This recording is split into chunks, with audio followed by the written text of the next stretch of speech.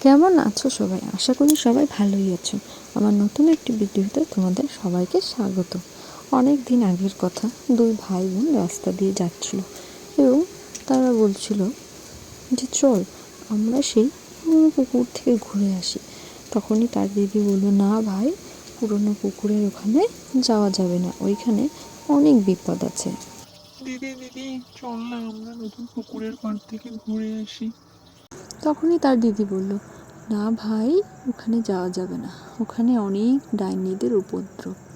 তখন ভাই বলল, না না দিদি চল না, চল চল দিদি। দিদি তখন বলল, আচ্ছা চ ভাই, তোকে তাহলে সেখানেই নিয়ে যাই।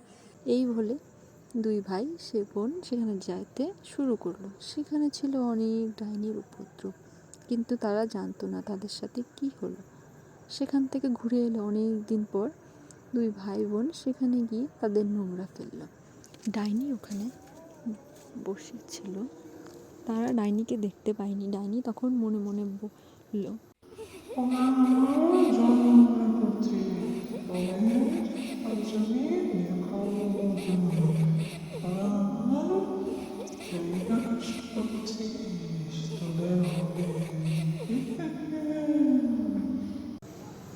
তারা দুই ভাই বোন এই সম্পর্কে কিছুই জানতো না।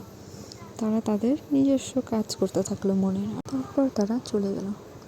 ডাইনি যখন জলের ভিতর তার নিজের ঘরে ছিল, তার সব নোংরা শরীর পড়তে থাকলো।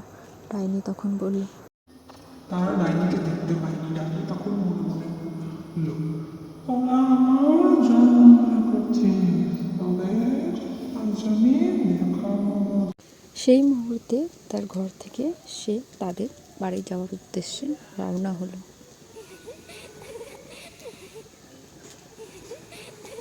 তার বাড়িতে যাওয়ার পর ডাইনি দেখলো সেই বাচ্চাটি তখন ঘুমাচ্ছে।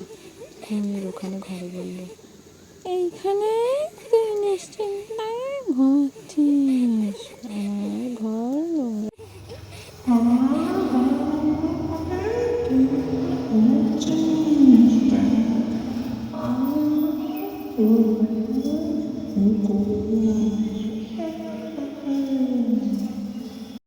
তারপরে তাদের ঘর নোংরা করে দেয় ডাইনি। তখন তারা গিয়ে ডাইনির কাছে ক্ষমা চায় এবং তাদের নদী আবার পরিষ্কার করে দেয়। এইভাবে নদী পরিষ্কার হয়ে যায় এবং ডাইনি পুরো গ্রাম ঘুরে দেখে যে সত্যি তার চারিদিকে পরিবেশ অনেক পরিষ্কার। তারপর থেকে তার উপদ্রব সে বন্ধ করে দেয় এবং সে তার নিজের মতো মনে ঘুরে বেড়ায়, নিজ আনন্দে। পরিষ্কার পরিবেশ পরিচ্ছন্ন পরিবেশে সে ঘুরে বেড়ায় আনন্দে। যদি আমার ভিডিওটি ভালো লেগে থাকে অবশ্যই তোমরা লাইক, কমেন্ট, সাবস্ক্রাইব অবশ্যই করবে।